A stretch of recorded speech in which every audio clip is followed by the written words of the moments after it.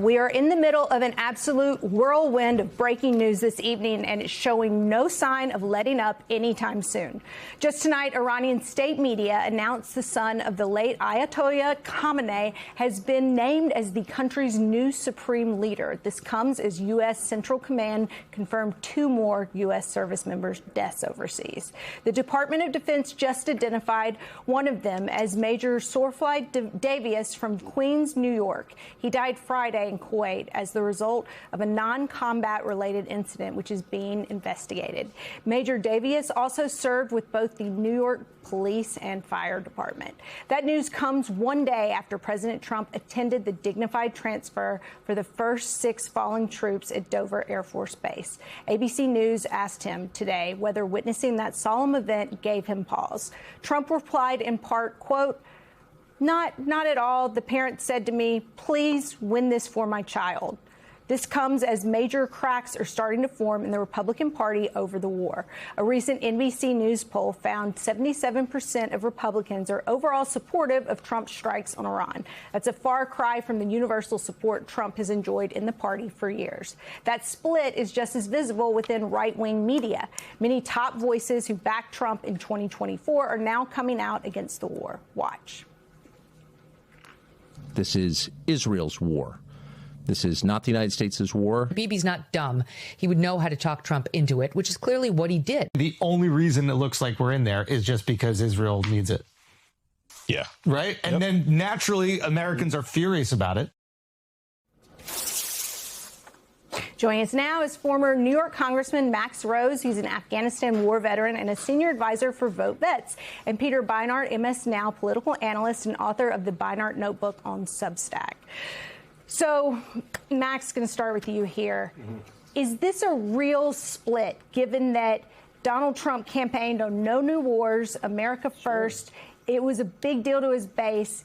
Is this going to actually splinter his base of support? It's splintering it right now because Donald Trump very clearly lied to his voters, just like he lied to them that he was going to do something about the affordability crisis. What's shocking, though, is when we compare this to the war in Iraq 2 decades ago, where George Bush and the Republican Party maintained a powerful political base for several years. Of course, they went on to win the midterms in 2004, and he won re-election. But of course, then they only had one consistent lie for going to war. Now, just in a matter of 2 weeks, Trump and his cronies have like 5 different lies for why. The 10. First, it was the ballistic missiles program. Then it was the nuclear program that suddenly came back. Then it was the terrorism. Then it was the fact that Israel was going to do it with or without them. Then it was the fact that we don't just need world peace for ourselves, but also our grandchildren, and we have to bomb our way out of it. Then it was the fact that we need to provide the Iranian people with democracy, and the only way to do that is by carpet bombing them. Over lie after lie after lie, and it is clear even to the MAGA base. I mean, I think it's pretty telling in the clip that you just played there, Elise, from Megyn there on her podcast, I think it was. I mean, she's talking to Eric Prince. Eric Prince? I think Eric Prince is just jealous, though, because he hasn't been contracted yet. Well, maybe that is it. But if you have Eric Prince saying that your war is a bad idea, I don't know. Yeah, and Bolton. I mean, I mean, they're caught in this weird position, right? Because they're trying to attack the war without attacking Trump himself. And so what you see Megyn Kelly is saying is basically Trump is so stupid that Israel was able, or Netanyahu was able to talk him into the war. But it doesn't make any sense, right? It's Israel's war, and it's also America's war, right? Because Donald Trump decided to bring America into war, and he decided to allow Israel to attack Iran, because America could have stopped Israel if we wanted to, right? And so I think ultimately it's untenable for them to try to walk this line where they oppose the war without holding Trump responsible for the war. Max, House Minority Leader Hakeem Jeffries was asked earlier on Meet the Press whether he will vote to block additional funding for the war. Let's listen to that. As the leader of House Democrats, do you plan to block all Pentagon funding, even if the argument is it is critical for military readiness?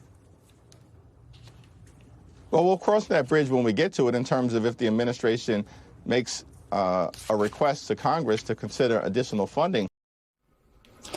What do you think Democrats should be doing here? They should actually be able to separate this into 2 separate points. One, which I think we all would agree on, that when it comes to service members currently stationed in the Middle East, we should not leave them high and dry to fend for themselves with just their boots and their bottle of, their canteen of water. No one believes that. But you need to de-link that. You need to force this to be de-linked from the larger question of continued appropriations for an ongoing war that Congress has not had the opportunity to vote on, to approve or disapprove, an unconstitutional war that there's no proven justification for. That should be the Democrats' position on this. So then why, from leadership to other members, are we seeing some Democrats kind of signal that they may well, in fact, be fine giving more money to this war effort? I mean, I think the Democratic Party has really struggled to articulate a clear anti-war position. And I think we're seeing now that there's not only a gap between Republican elites and Republican voters, but between Democratic elites and Democratic voters. And you saw with both Schumer and Jeffries, they have kind of procedural critiques. They say Trump should have come to Congress. Of course he should have come to Congress, right? And they say Trump hasn't offered a plan. Yes, of course Trump hasn't offered a plan. But they're not willing to say the most obvious thing, which is that it's immoral and criminal for us to attack countries that don't threaten us. Period. Doesn't matter how bad their regimes are, right? And because they can't say that clearly, I think they can't actually take advantage of the anti-war majority that exists in the country in both parties.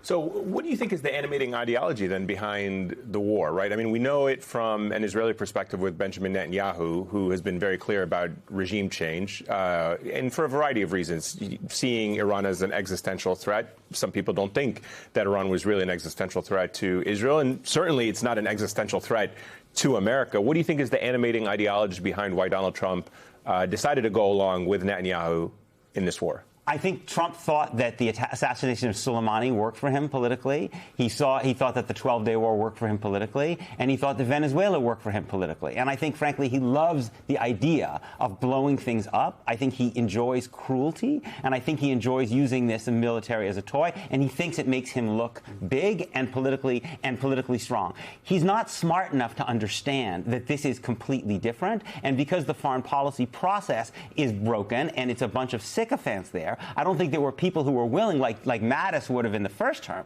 to say, Mr. President, this is a catastrophe, right? And so I think in that environment, Netanyahu, not only Netanyahu, but Netanyahu was one of the people who I think was able to play on Trump's idiocy and vanity to basically say this is going to be another victory for him. Max, did you watch the dignified transfer yesterday? So 6 U.S. service members brought home it's barely been 24 hours. We now know about 2 more U.S. service members. One, just tonight, we learned sort of a health-related incident while serving. Are these moments supposed to change a president when they watch young people? I mean, Sergeant Declan Cody, who came back yesterday, just 20 years old. 20 years old. I mean, that's almost a baby, in my view. I mean, you have your entire life ahead of you and a whole family waiting to eat dinner with you and hang out with you. And it was entirely silent. And for anyone who didn't watch it yesterday, you can't hear much as these events unfold. But that was sort of all that I was thinking about, was the hopes and dreams and expectations people have for all 6 of the people coming by and wondering what's going through the president's mind as he sees them and he knows their families are waiting to receive them. First of all, these young men and women in uniform are the absolute best that America has to offer. And all they wanted to do, they signed the dotted line to make the ultimate sacrifice to this country. And what they expect in return is that our nation's leaders will actually treat that potential with respect and follow a comprehensive, responsible process prior to making these very macro strategic decisions.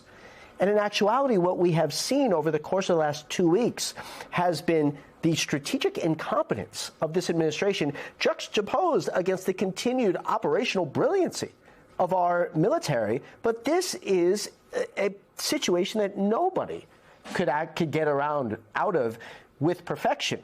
But what I would also say here is that this is not the first time that Donald Trump has done this type of ceremony. So it should have already been ingrained in him, the potential for this sacrifice. And unfortunately, it appears that it wasn't. Where does it go from here, Peter, if we continue on this path of complete disregard for any international norms. And I'm not even talking about, going really hippie out there. I'm just talking about the basic laws of war, Geneva Conventions that we always follow. Where's the coming back from this years from now? I mean, the first thing we know is that other countries will learn from this, right? Russia, for instance, when Russia invaded Georgia and then Ukraine, they cited America's attacks without UN Security Council approval in Iraq, right? So if you think about other powers in the world, right, this is going to lead other powers to also be far more reckless and predatory than they might have been, right? Because this is the new norm now. But also, this is very deeply linked to what Donald Trump is doing at home, right? I mean, the same basic template, which is lawlessness and spectacular, brutal violence that we see Trump inflicting in Iran, we also see him inflicting on the streets of Minnesota and other places. And so I think the Democrats really need to link these two things rather than seeing them as separate.